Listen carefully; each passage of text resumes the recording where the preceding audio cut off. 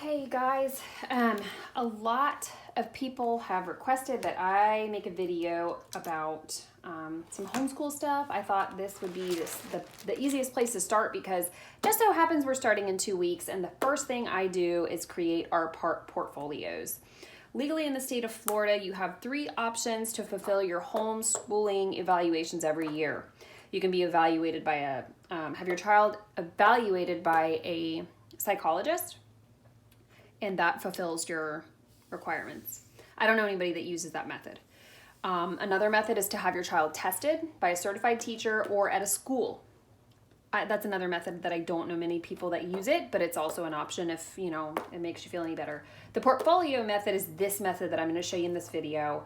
This tends to be 100% of the people that I know that homeschool use this method. You keep your portfolio, you choose your teacher at the end of the year, certified teacher of the state that you're homeschooling in, who will look at your portfolio and sign off that they have seen progress through your portfolio. Okay, they don't pass your child to the next grade, they don't pass or fail, they don't look at grades, they look at these portfolios for progression. Okay, so in the state of Florida, a portfolio is basically a log of educational activities, okay, made during a period of time that you're homeschooling, and it includes reading materials, samples of writing, worksheets, workbook, creative materials that is created by the student, okay? So I'm going to show you kind of the little method that we use here. I simply just buy this crate. I think it was like $4 at Target. Get these little folders here. These are just the hanging file folders. Each kid has one. Basically through the week as we do work, I'll tell the kids, just turn your work in. This is where they turn their work in. Now, this doesn't mean that every single piece of paper that goes into these folders goes into the portfolio. This is just a system that I like to have in place. So, whenever the end of the week, end of the month, whatever comes, I can take out their folders and I can say, okay, what has been their best work that I want to put into the portfolio, and we'll save that. Okay, so I'm going to show you, I'll take Hartley's out of here. Now, remember, these are empty, okay? So I just started that. This is for our new school year. I just basically take a 1.5-inch binder, and I keep their name on the side. That's just for easy access for me. I have their grade. That's not required, but I do it anyway. The name, the year that we are homeschooling, and on the inside, the first page, I tend to keep these in the page protectors because they kind of get beat up by the end of the year. So this is just a list of curriculum that we use. So I'll just kind of write it all out. That way, for reference, it kind of looks neat and, kind of gives the visual of what all we're going to be covering. I just kind of have the subjects on one side, the list of curriculum on the other side. Now, that doesn't mean I have to write down every single book that we're going to read. Okay, I actually keep a separate log right here. It's called a reading log. You can find these on any homeschool blog. I mean, you can just Google free reading log printable. Print it up, write down whatever books whatever you remember that your kids read. And I also keep a field trip log. And it just kind of gives me a visual of what we've done through the year. And I also will keep a copy of the email for whenever I create our annual submission and I say, okay, here's my annual evaluation. I just always keep the email in here just in case something ever comes up with the county. Now, this is just a confirmation of us switching counties. Obviously, our school year, this is for a new school year. So at the end of the year, I'll tuck in my confirmation that I turned in my portfolio evaluation.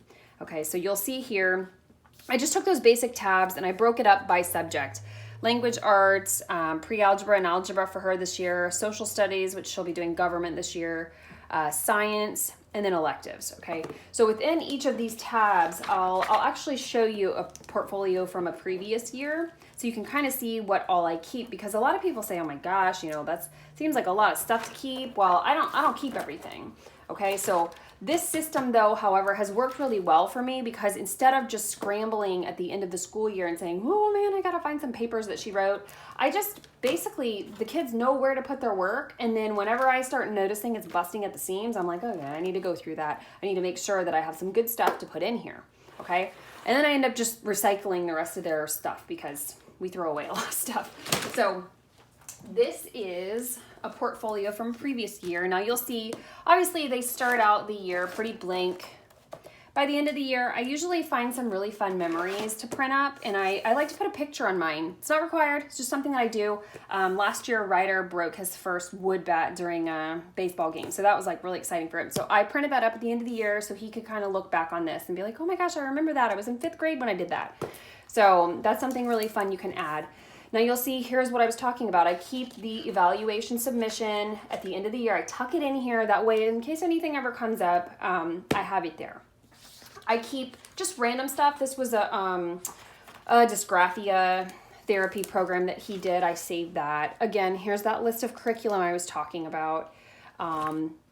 Here's his reading log. Another thing I do, some homeschool moms think this is a great idea. Sometimes I forget.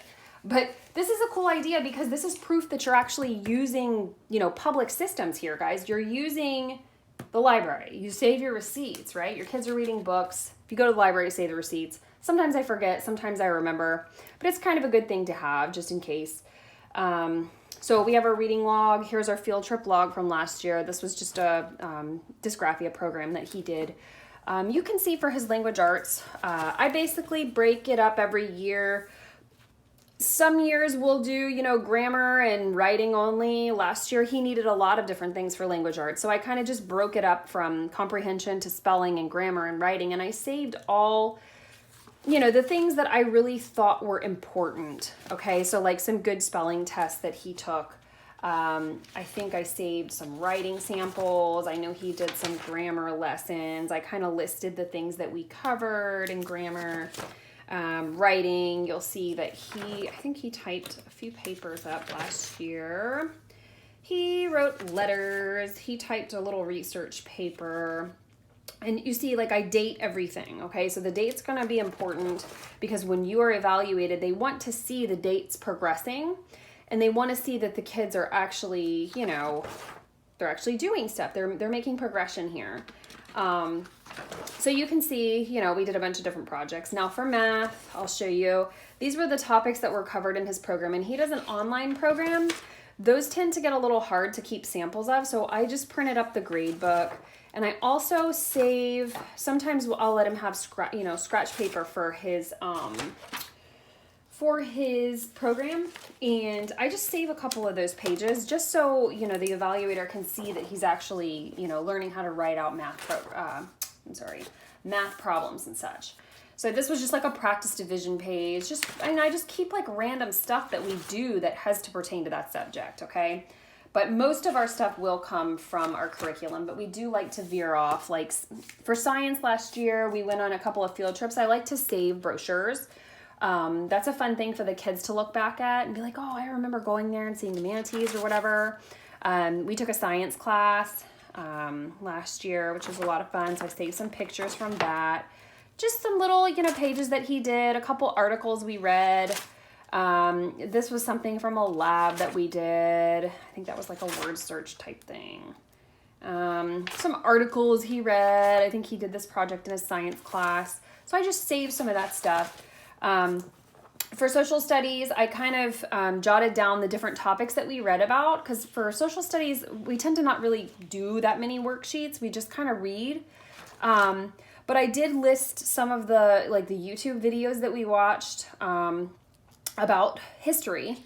And, he did a little bit of map work, so I saved some of that. I think we made a little Civil War timeline.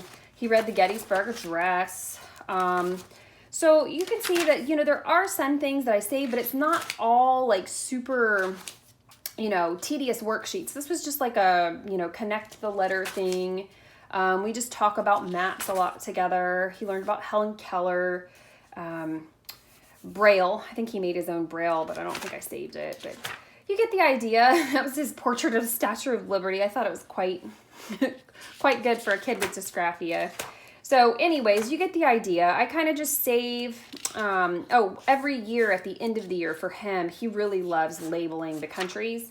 So every year at the end of the year, I'll go through all the countries that he knows and just kind of pull out the years before and be like, look, wow, almost all of South America now. And so that's kind of a fun thing we do. It's not required. It's just one thing that he loves that I love to incorporate. I always keep electives in the back. This is just like random stuff that we might do. Like, look, study during COVID-19.